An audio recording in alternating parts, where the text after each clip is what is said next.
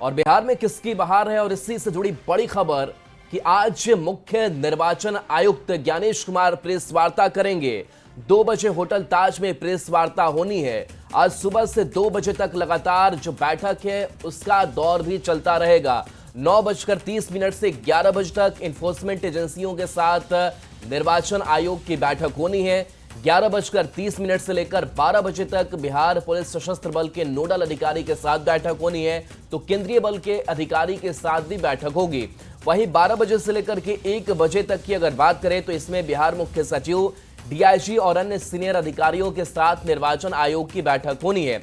2 बजे मुख्य निर्वाचन आयुक्त प्रेस कॉन्फ्रेंस करेंगे। कल की अगर बात करें तो कल राजनीतिक दलों के प्रतिनिधियों के साथ बैठक हुई थी, जिसमें सुझाव और कुछ शिकायतें भी राजनीतिक दलों की तरफ से सामने आए थे। खास करके फेज को कम करने को लेकर के अपनी बातें जो है वो राजनीतिक दलों ने रखी थी। लेकिन आज जो लगातार बैठकों का दौर चलना है उसमें कई अहम हिस्से जो है वो शामिल होने हैं, चाहे वो विधि व्यवस्था की बात करें या फिर कैसे पूरी व्यवस्था सुनिश्चित हो सके इलेक्शन के वक्त, वोटिंग के वक्त, काउंटिंग के वक्त। इसकी तैयारी जो है वो उसकी समीक्षा आज की जाएगी और आज इसके बाद से एक जो प्रेस कॉन्फ्रेंस है वो भी रखा जाएगा। 9:30 बजे से 11 बजे तक की ये बैठक होगी, जिसमें बिहार पुलिस के नोडल अधिकारी के साथ भी बैठक होनी है।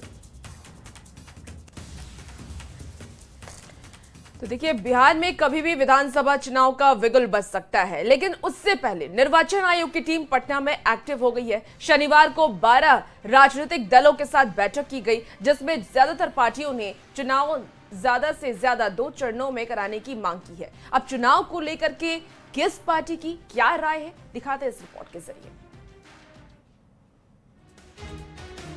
बिहार विधानसभा चुनाव को लेकर जिस पल का इंतजार सबको है, वो वक्त अब नजदीक आ गया है। सियासी गहमा गहमी के बीच निर्वाचन आयोग ने चुनाव की तैयारियां तेज कर दी हैं। चुनाव की तैयारी को अंतिम रूप देने में जुटे मुख्य निर्वाचन आयुक्त ने शनिवार को 12 राजनीतिक दलों के साथ बैठक की। चर्चा के दौरान लगभग सभी बड़ी पार्टियों ने कम से कम चरण में चुनाव कराने की मांग की। जेडीयू ने की 1 चरण में चुनाव की मांग, तो आरजेडी ने 2 चरण में चुनाव की मांग की। बीजेपी का सुझाव है कि 1 से 2 चरण में ही चुनाव हो। कांग्रेस पार्टी भी यही चाहती है कि कम से कम चरण में चुनाव संपन्न हो। हम लोगों ने एक फेज के लिए सुझाव दिया है कि एक फेज में चुनाव बिहार में हो, क्योंकि बिहार में कानून व्यवस्था दुरुस्त है, कोई नक्सलिज्म का इशू नहीं है। अगर महाराष्ट्र में एक फेज में चुनाव हो सकता है तो बिहार में एक फेज में चुनाव क्यों नहीं हो सकता? सत्ताधारी जनता दल यूनाइटेड के राष्ट्रीय कार्यकारी अध्यक्ष संजय झा की दलील है कि बिहार में कानून व्यवस्था की स्थिति बेहतर है। यदि महाराष्ट्र में 1 चरण में चुनाव हो सकते हैं तो बिहार में क्यों नहीं? सियासी दल के प्रतिनिधियों के साथ बैठक के बाद निर्वाचन आयोग ने भी बयान जारी कर बताया कि राजनीतिक दलों ने कम से कम चरणों में चुनाव कराने का सुझाव दिया है। साथ ही छठ पर्व के तुरंत बाद चुनाव के लिए वोटिंग की भी मांग की है, ताकि छठ पर्व के दौरान बाहर से आने वाले मतदाताओं को वोट डालने की सुविधा मिल सके। मतदान है वो 1 से 2 फेज में, 2 फेज तक में करवा लिया जाए, क्योंकि ज्यादा फेज होने से इस पर जो है मतदाता को भी और जो हमारे उम्मीदवार होते हैं उनका भी खर्च भी बढ़ता है।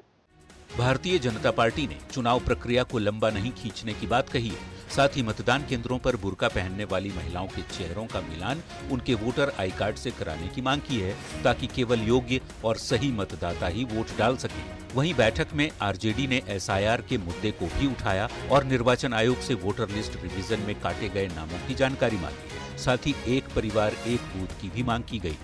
राजनीतिक दलों के सुझाव पर निर्वाचन आयोग ने बताया कि मतदान केंद्रों पर मतदाताओं की अधिकतम संख्या 1200 तय की गई है, ताकि चुनाव के पर्व को सौहार्द से मनाया जा सके और मतदाता का सम्मान भी हो। राजनीतिक दल जनतंत्र की आधारशिला हैं, इसलिए पारदर्शी चुनाव में भागीदारी सुनिश्चित करें। अब हर किसी को इस बात का इंतजार है कि आयोग बिहार चुनाव की तारीखों का ऐलान कब करता है और चुनाव कितने चरण में होते हैं। पटना संवाददाता रवि एस नारायण और धर्मेंद्र कुमार के साथ ब्यूरो रिपोर्ट, न्यूज़ 18।